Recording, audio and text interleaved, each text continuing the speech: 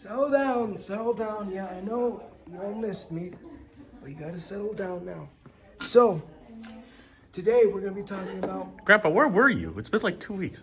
Oh, well, you see, what happened was I was traveling through some dimensions to meet Julio, who's my local bread dealer, and it turns out the bread is not supposed to go through dimensions. I keep forgetting that, and now I have to find a new bread dealer.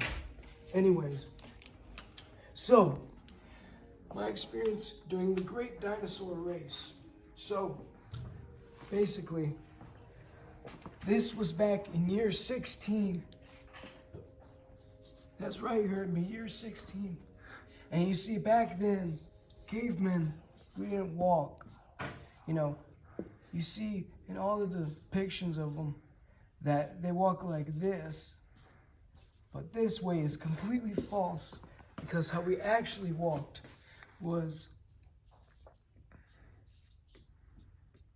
we would float above the ground and do a weird looking pose. I don't know, I guess we were in our early stages of development. So, anyways, so with that, I was just walking around one day, and so, doing caveman stuff like foraging for food. So I'll just draw a little bread, even though they didn't have those back then. Foraging for food, making spears, which, by the way, I invented the spear. The spear was actually just meant to be a fire hanger, but I messed it up, and I didn't know back then that stone couldn't catch on fire. So it turned into a weapon. And then I also made clothing, which is, let's just say that this is a coat. So anyways, so one day I was I was floating, and so I happened to stumble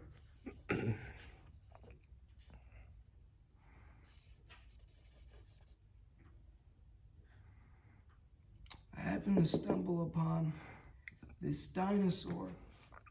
It was a T-Rex, and it turns out that their whole, little family was taken hostage by these weird creatures, and we decided to work together. Her name, I decided to name her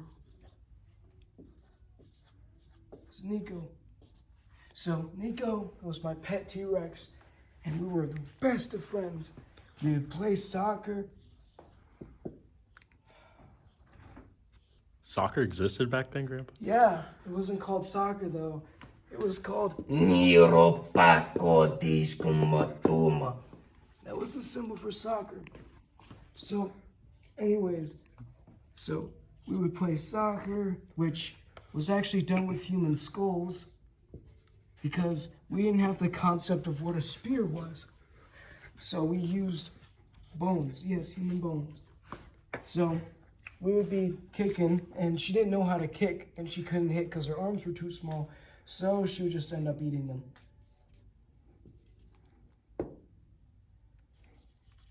So, you might be thinking, well, all's good and ends good, right?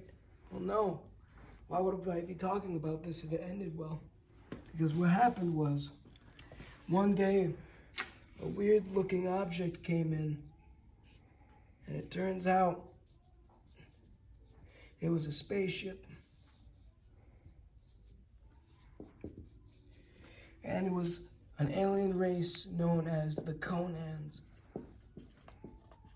And so the Conans were these big looking skinny men things, and they were way bigger than a normal person. I don't know why I drew him with long hands and big arms, but you'll have to forgive me. So anyways, they were all super technologically advanced looking. They had big eyes and all that, and they had these weird looking suits on, and they were also lizard people.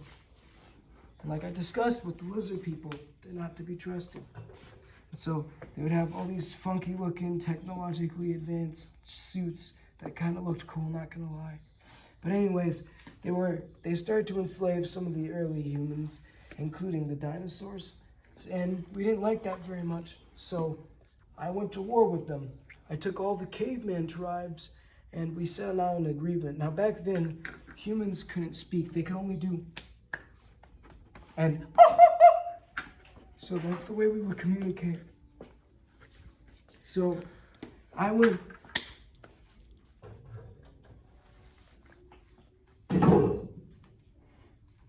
So we had our cavemen. Let's just pretend that all these little dots are all the cavemen. And this is me because obviously I'm leading this. That's right, this was the first ever war. Calling it the first war.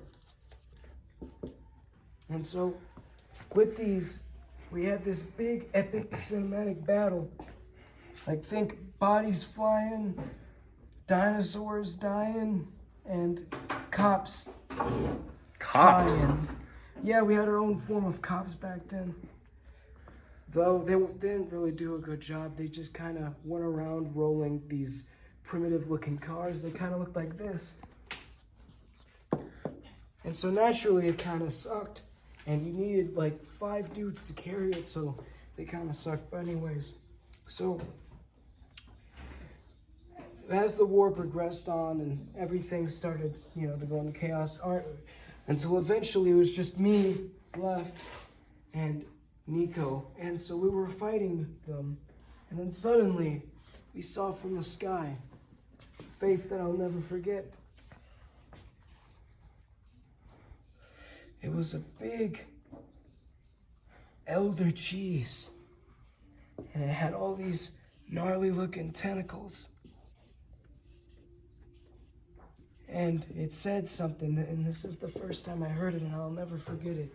Nico to ništu makero poši. And so, that's it compared to Earth. And so you know how they always say that it was a meteor? Well, they kind of weren't wrong because, he crashed into Earth. And before I died, Nico died first. You died, Grandpa? I've died several times, and I've had to bring myself back.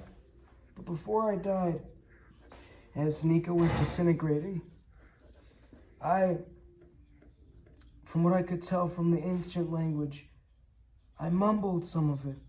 And what I didn't know was that I did a time